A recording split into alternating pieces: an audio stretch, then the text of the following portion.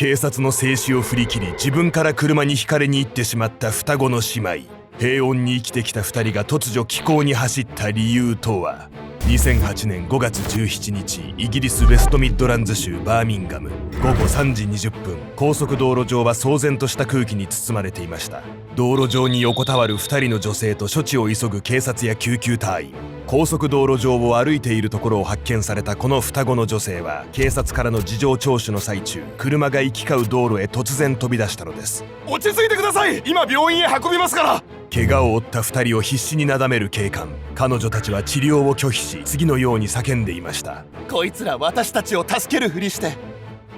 臓器を抜き取るつもりよ。高速道路上で自分から車にひかれようとする双子の姉妹。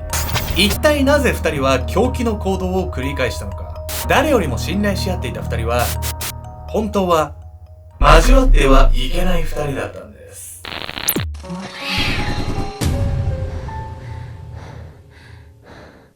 おさすけんちゃんです。やみやみこね。というわけでね、やみこさんがこの間おすすめしてくれたね、100M をネットフリックスで見ました。早い。見たんですけど、なんかやっぱちょっと最後どっちなんだろうみたいな。100メートルにこう人生を捧げた男たちの青春でもないんだよな、あれなんかね。最後ね、とある2人が戦うんですけど、どっちが勝ったんだろうっていうのが気になってね、俺どっちかというとはっきりする方が好きなんだよ。それはやっぱ作者が別にその勝敗が何か伝えたかったことじゃないってこと。わかるよ、それ大人なやつ。大人なやつ。それ大人な意見。少年の心もある身からするとね、決めてほしい。じゃあな、あなたもワンピースが正体が分からずに終わっちゃったのも発狂するでしょうね。さすがにわかるよ、あれ。あれだけ振っといてさ、そうね。さすがにね。それをみんなが怒るわよね。結末の好みってね、あると思うんですけど、皆さんは逆にこの結末、ちょっとまだもやっとしてんなとか、こういう終わり方良かったな、みたいな、ちょっとおすすめ作品含めて教えていただければと思います。私はハンターハンターかな。終わってない。今回はイギリスバーミンガムで発生した驚愕の事件をご紹介。異国からやってきた双子の姉妹が道中で何度も異常行動をして警察沙汰になる、そんなお話なんです。それはさ、双子が海外旅行行ってなんかめちゃくちゃ犯罪しまくってたってこと？当初はね、何か人に危害を加えるようなことはしてなかったんですけど、このまま放っておいたら明らかにやばい状況になるなっていうのは明白だったんです。そしてこれね、最後には取り返しのつかない事件が起こってしまうんです。二人がイギリスへやってきたその日、彼女たちは人が絶対に立ち入らないであろう場所で発見されるんです。不穏な2人。2008年5月17日、イギリスウェストミッドランズ州バーミンガム、午後3時頃、高速道路管理局の職員はいぶかしげに目を細めながら道路上に設置された監視カメラの映像を見つめていました。これ人だよな。画面に映されていたのは道路の中央分離帯を移動する2人の人影。そしてその存在に気づいて間もなく、職員は思わず声を上げました。危ない。中央分離帯の柵を乗り越え道路へ飛び出した2人。そのうち1人は走ってきた車にはねられてしまったのです。後から道路へ出たもう1人はどさくさに紛れて道路を横断。100キロ近い速度で車が行き交う中、正気とは思えない行動をとる2人に管理局の職員はあっけに取られていました。実はこの2人は高速道路上で発見される何時間も前から行く先々で奇行を繰り返していたのです。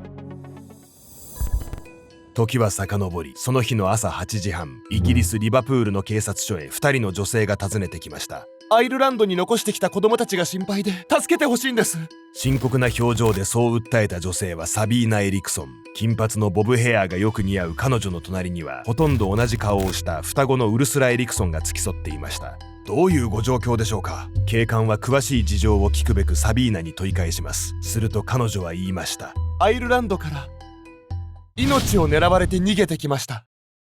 私の夫はギャングなんです。それで子供が誘拐されて。命を狙われてるってこれ本当なの？これね、真っ赤な嘘なんです。これもね、双子の奇行のうちの一つなんです。警官は突拍子もない話に眉を潜めますが、子供の誘拐が本当であれば一大事。アイルランドの警察と連携を取り、サビーナの夫への事情の確認を依頼するのです。そこから夫に話を聞いてみると、サビーナは単に夫婦喧嘩をして家出をしていることが判明。サビーナの話にも不自然な部分が多かったため、警察は夫の言い分を信用し、彼女の訴えを事件性なしと判断するのです。そしてサビーナとウルスラの不審な行動はこの後も続きます。午前11時30分、2人はロンドン行きの長距離バスへ乗り込みますが、乗車直後から周囲の乗客たちは彼女たちに好奇の目を向けていました。サビーナとウルスラは大きなバッグをトランクに預けもせず、胸の前で強く抱きしめ、まるで周囲を威嚇するかのように睨みを利かせながら座っていたのです。それでいて苛立ちをあらわに周囲の人を罵ったりバカにしているかのように鼻で笑ったり、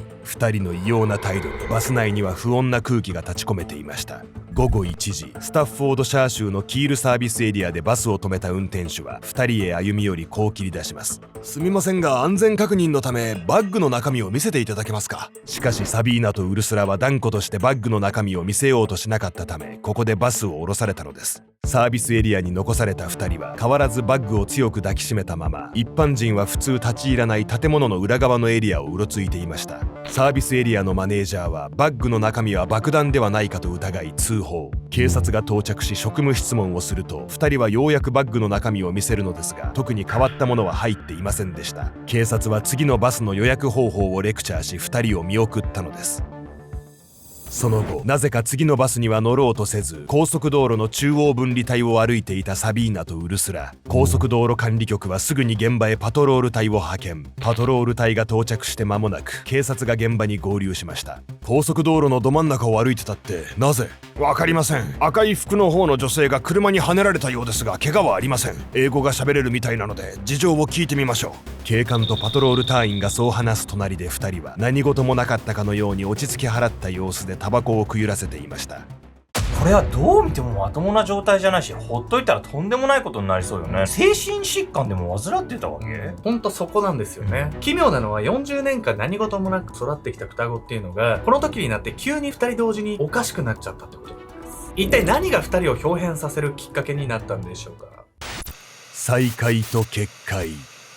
ウルスラとサビーナはスウェーデンのスンネというノルウェーの国境に近い町で生まれ育った一卵性ソーセージ。その生育環境は複雑で、父は片腕が不自由かつアルコール依存症の問題を抱え、母にもまた精神的な問題があったといいます。2人には兄と姉がいましたが、他の兄弟と比べて双子の絆は非常に強固でした。ウルスラは生まれつき唇が縦に割れている口唇口外裂を負っており、学校ではその外見を理由にいじめられていました。そうした事情もあってか、双子は他に友人を一切作らず、2人だけの閉鎖的な世界で過ごすことが多かったのです。そうやって非常に密接な幼少期を過ごしたサビーナとウルスラですが、大人になると遠く離れた環境で生活するように、ウルスラは故郷のスウェーデンを離れアメリカ・ワシントン州へ。一方のサビーナはアイルランドで結婚し、美容師の仕事をしながら2人の子供を育てていました。事件が起こるまで2人は約8年間顔を合わせることもなかったといいます。そして迎えた2008年5月16日、アメリカで暮らしていたウルスラがアイルランドのサビーナを訪ねてきたのです。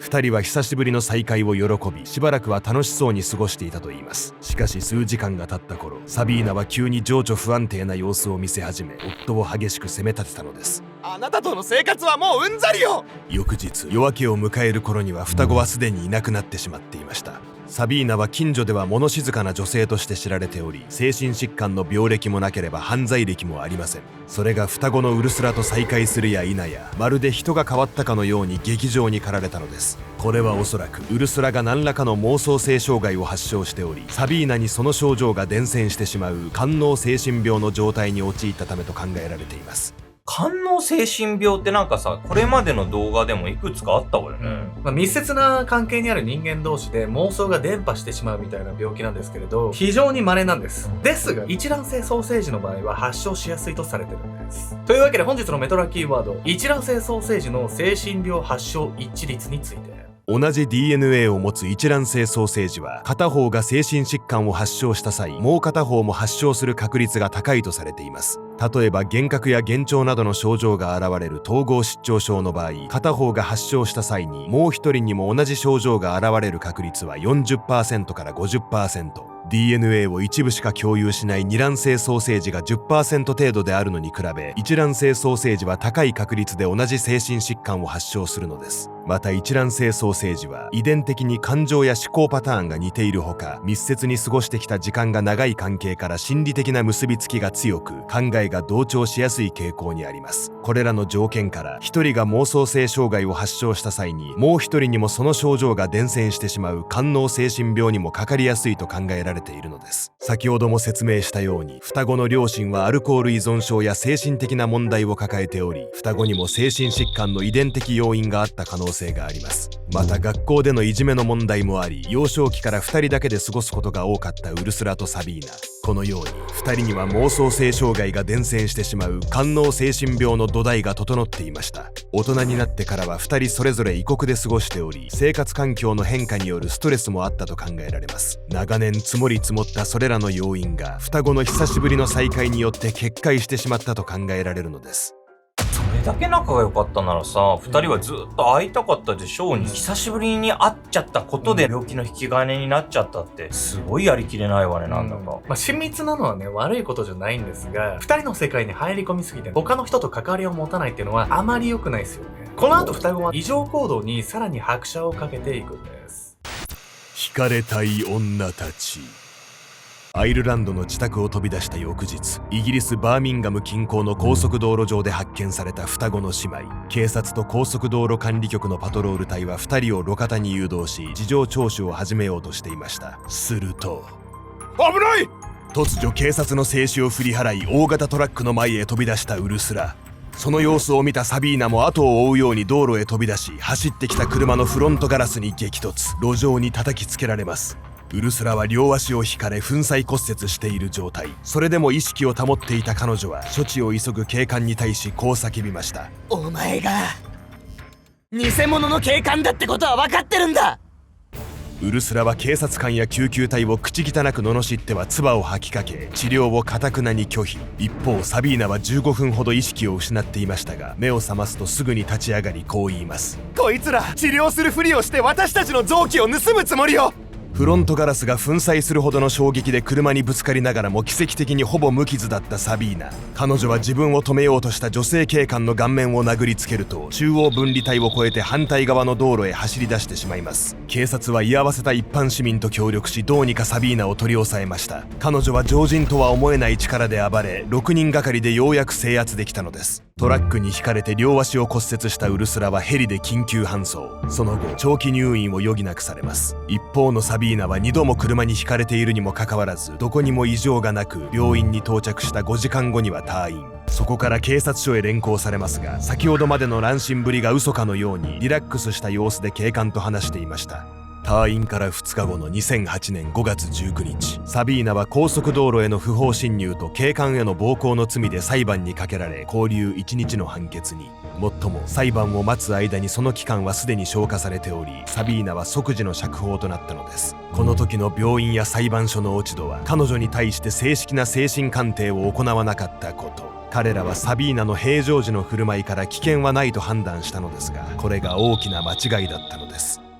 なんでちゃんと精神鑑定をしないわけ？あんだけ暴れてたのよ。理由はわからないんですが、それだけ平常時のサビーナが冷静に見えたんだと思います。そして彼女を釈放したために、この後最悪の間違いが起こるんです。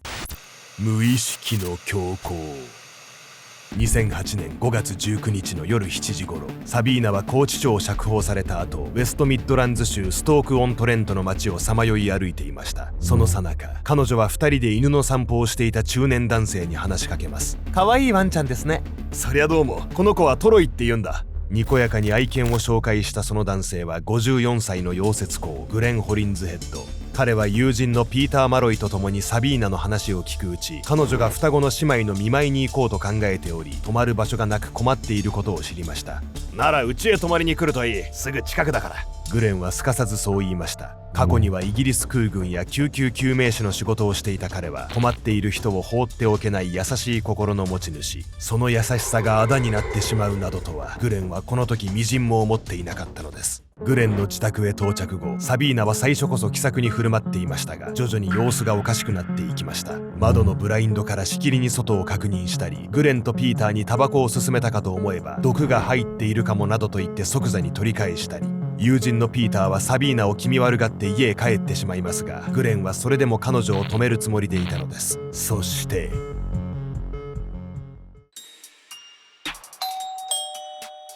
サビーナが家へやってきた翌日の夜7時40分頃、グレンは隣人を訪ねた。すまないがティーバッグを切らしてしまっていくつか貸してもらえないか、客が来てるんだ。玄関先へ現れた隣人に対しいつものようににこやかにそう話すグレン。隣人が快くティーバッグを差し出すと、グレンは礼を言い自宅へと引き返していった。しかしグレンが自宅の玄関をくぐって間もなく、その中から響いた彼のけたたましい悲鳴。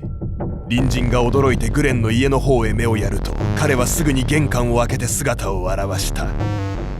全身血まみれの状態で、グ